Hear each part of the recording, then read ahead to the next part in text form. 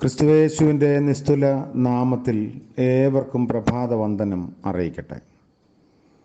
ഇന്നത്തെ നമ്മുടെ ധ്യാനത്തിനായി അപ്പോസ്തലനായ വിശുദ്ധ പൗലോസ് റോമർക്ക് എഴുതിയ ലേഖനം 8-ാം അധ്യായം 26 മുതൽ 30 വരെയുള്ള വാക്യങ്ങൾ വായിക്കട്ടെ. റോമാലേഖനം 8-ാം അധ്യായത്തിൻ്റെ 26 മുതൽ 30 വരെ. അവണ്ണം തന്നെ ആത്മാവ് നമ്മുടെ ബലഹീനതയ്ക്ക് തുണ നിൽക്കുന്നു. വേണ്ടും പോലെ പ്രാർത്ഥിക്കേണ്ടത് എന്തെന്ന് നാം അറിയുന്നില്ലല്ലോ. ആത്മാവ് തന്നെ ഉച്ചരിച്ചുകൂടാത്ത ഞരക്കങ്ങളാൽ നമുക്ക് വേണ്ടി പക്ഷവാദം ചെയ്യുന്നു. എന്നാൽ ആത്മാവ് വിശുദ്ധർക്ക് വേണ്ടി ദൈവഹിതപ്രകാരം പക്ഷവാദം ചെയ്യുന്നതുകൊണ്ട് ആത്മാവിൻ്റെ ചിന്ത ഇന്നതെന്ന് ഹൃദയങ്ങളെ പരിശോധിക്കുന്നവൻ അറിയുന്നു. എന്നാൽ ദൈവത്തെ സ്നേഹിക്കുന്നവർക്ക്, നിർണയപ്രകാരം വിളിക്കപ്പെട്ടവർക്ക് തന്നെ സകലവും നന്മയ്ക്കായി കൂടി വ്യാപരിക്കുന്നു എന്ന് നാം അറിയുന്നു. അവൻ മുന്നറിഞ്ഞവരെ തൻ്റെ പുത്രൻ അനേകം സഹോദരന്മാരിൽ ആദ്യജാതനാകേണ്ടതിന് അവൻ്റെ സ്വരൂപത്തോട് അനുരൂപമാകുവാൻ മുൻ നിയമിച്ചുമിരിക്കുന്നു. മുൻ നിയമിച്ചവരെ വിളിച്ചും, വിളിച്ചവരെ നീതീകരിച്ചും, നീതീകരിച്ചവരെ തേജസ്കരിച്ചും ഇരിക്കുന്നു.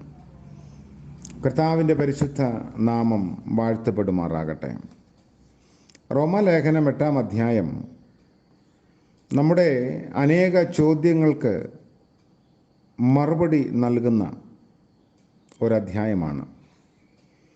വേദപുസ്തകത്തിൽ ഏറ്റവും അധികം ശോഭിച്ച് നിൽക്കുന്ന ഒരു വേദഭാഗം കൂടിയാണ് ഇത്.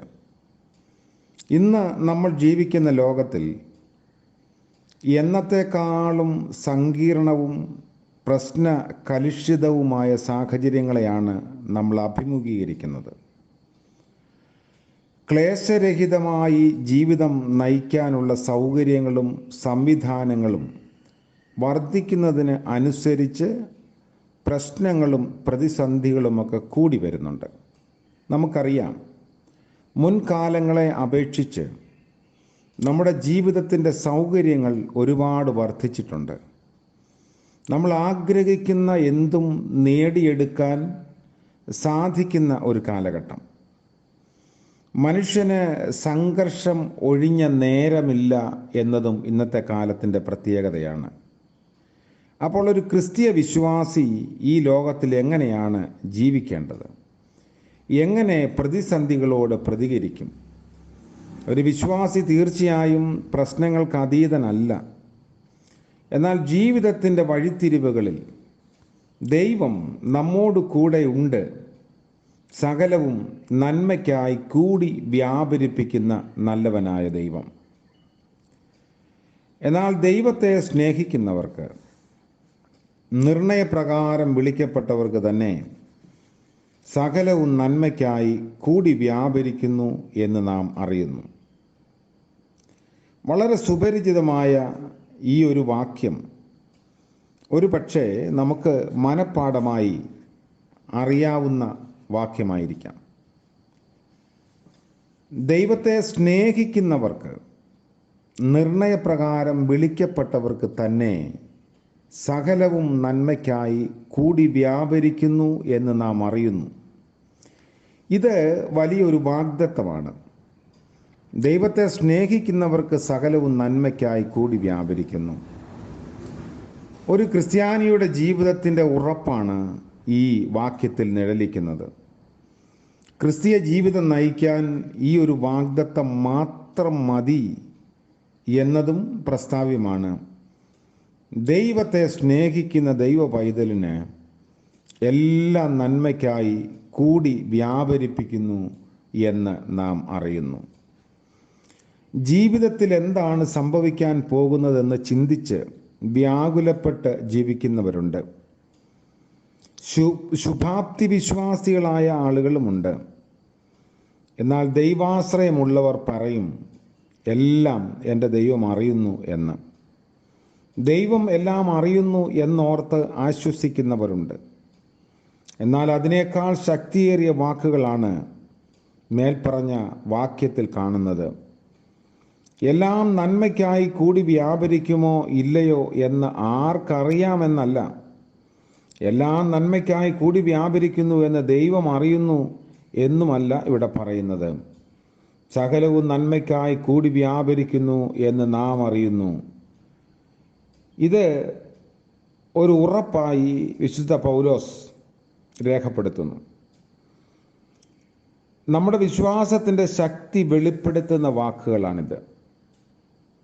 സകലവും നന്മയ്ക്കായി കൂടി വ്യാപരിക്കുന്നു എന്ന് ഞാൻ അറിയുന്നു. തോന്നുന്നു എന്നല്ല. ക്രിസ്തീയ ജീവിതം എന്നത് ഒരു തോന്നലല്ല.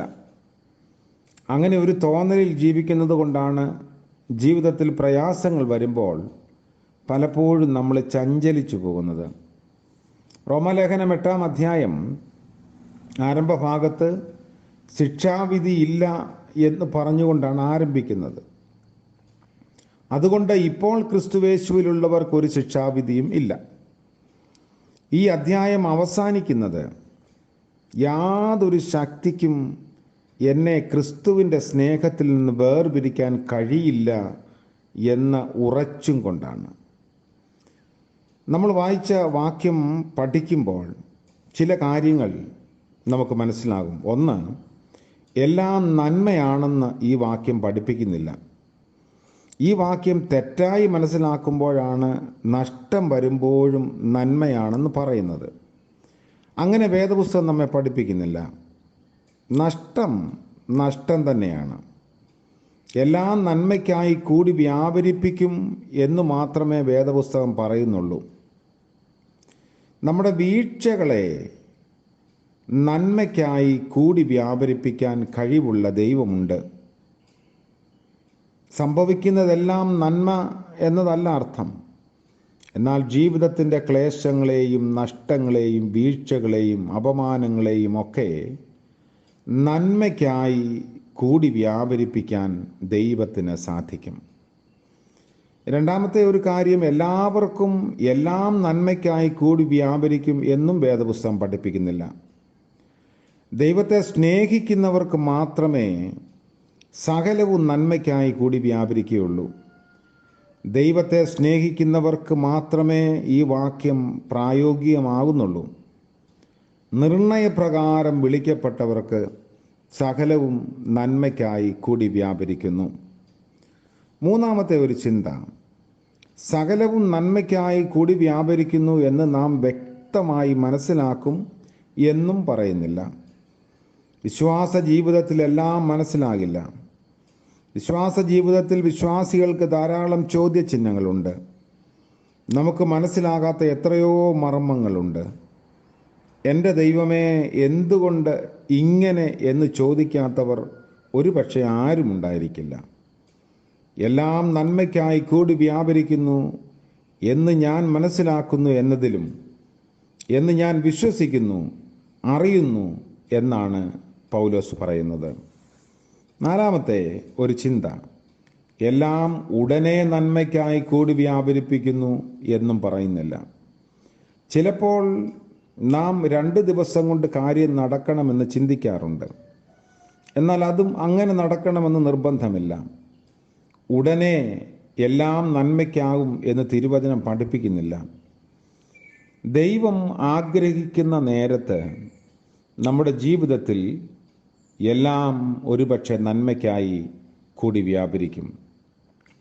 ഈ വാക്യം നമ്മൾ കുറച്ചും കൂടെ ഒന്ന് ആഴമായി ചിന്തിക്കുമ്പോൾ നമ്മൾ മനസ്സിലാക്കും, ദൈവം നല്ലവനാണ്. ദൈവത്തിൻ്റെ ഉദ്ദേശം നല്ലതാണ്. ദൈവത്തിൻ്റെ മക്കൾ നന്മയിലേക്ക് നീങ്ങുകയാണ്. ഈ വാക്യം മനസ്സിലാക്കാൻ ഈ 3 സത്യങ്ങളും നമ്മൾ ഗ്രഹിക്കേണ്ടിയിരിക്കുന്നു. അപ്പോൾ ദൈവം നല്ലവനാണ്, ദൈവത്തിൻ്റെ ഉദ്ദേശം നല്ലതാണ്, ദൈവത്തിൻ്റെ മക്കൾ നന്മയിലേക്ക് നീങ്ങുന്നു, അല്ലെങ്കിൽ ദൈവം അവരെ നന്മയിലേക്ക് വഴി നടത്തും. ഇതിനെ തുടർന്നുള്ള ചിന്തകൾ അടുത്ത ധ്യാനങ്ങളിൽ നമുക്ക് പങ്കുവയ്ക്കാം എന്ന് ആഗ്രഹിക്കുന്നു. നല്ലവനായ ദൈവം, ആ ഒരു ചിന്ത ഇന്നത്തെ പകൽക്കാല ജീവിതത്തിൽ നമ്മെ ഭരിക്കട്ടെ. ജീവിതത്തിൽ ഒറ്റപ്പെട്ടു പോകുമ്പോഴും നിരാശരാകുമ്പോഴും നേടി എന്ന് തോന്നുന്നത് കൈവിട്ടു പോകുമ്പോഴും എന്നും എന്നേക്കും നിരാശയിൽ നിബദിച്ചു പോകാതെ ഇതെല്ലാം നന്മയ്ക്കായി കൂടി വ്യാപരിപ്പിക്കുന്ന ഒരു ദൈവമുണ്ട് എന്ന ഉറപ്പോടെ ജീവിക്കാൻ നമുക്ക് സാധിക്കട്ടെ. നമുക്ക് പ്രാർത്ഥിക്കാം. കാരുണ്യവാനായ വാഴ്ത്തപ്പെട്ട ഞങ്ങളുടെ ദൈവമേ, സ്വർഗീയ പിതാവേ, അനുഗ്രഹീതമായ മറ്റൊരു പ്രഭാതം കൂടെ ഞങ്ങളുടെ ആയുസ്സിനോട് കൂട്ടിച്ചേർത്തതോർത്ത് നന്ദിയോടെ സ്തോത്രം ചെയ്യുന്നു. എല്ലാം നന്മയ്ക്കായി കൂടി വ്യാപരിപ്പിക്കുന്ന ദൈവസന്നിധിയിൽ ഈ പ്രഭാതത്തിൽ ഞങ്ങളെ തന്നെ സമർപ്പിക്കുന്നു. ഇന്നത്തെ പകൽക്കാല ജീവിതം പ്രയോജനകരമാകുവാൻ ഞങ്ങളെ സഹായിക്കണമേ. ഞങ്ങൾ ആഗ്രഹിക്കുന്നതെല്ലാം ലഭിച്ചില്ല എങ്കിൽ പോലും ദൈവം നല്ലവനാണെന്ന് ചിന്തിച്ച് ജീവിപ്പാൻ ഞങ്ങളെ സഹായിക്കണമേ. പ്രഭാതം മുതൽ പ്രദോഷം വരെയും അവിടുത്തെ കൃപയിലും കരുണയിലും ഞങ്ങൾ ആശ്രയിക്കുന്നു. ഞങ്ങളുടെ യാത്രകൾ, ജോലിവേലകൾ, ഉത്തരവാദിത്ത നിർവഹണങ്ങൾ എല്ലാം ദൈവഹിതപ്രകാരമാകുവാൻ സഹായിക്കണമേ. ഇന്ന് പലവിധമായ ആവശ്യഭാരങ്ങളോടെ അവിടുത്തെ സന്നിധിയിൽ താണിരിക്കുന്ന എല്ലാവരെയും ഓർത്ത് പ്രാർത്ഥിക്കുന്നു. എല്ലാറ്റിനും അങ്ങയുടെ പക്കൽ ഒരു ഉത്തരമുണ്ടല്ലോ. നന്മയിൽ ജീവിപ്പാൻ സഹായിക്കണമേ. ഇന്ന് ജന്മദിനം ആഘോഷിക്കുന്ന പ്രിയപ്പെട്ടവർക്ക് വേണ്ടിയും വിവാഹവാർഷികം ആഘോഷിക്കുന്നവർക്ക് വേണ്ടിയും പ്രാർത്ഥിക്കുന്നു. നന്മയുടെ അനുഗ്രഹത്തിൻ്റെ പുതുവർഷം ദാനമായി നൽകണമേ. യേശു മശീഹ മൂലം ഞങ്ങളുടെ പ്രാർത്ഥന കൃപയോടെ കേൾക്കുമാറാകണമേ. ആമേൻ. സകല ബുദ്ധിയെയും കവിയുന്ന ദൈവിക സമാധാനവും കൃപയും നന്മയും നാം എല്ലാവരോടും കൂടെ എന്നും എന്നേക്കും ഉണ്ടായിരിക്കുമാറാകട്ടെ. ആമേൻ.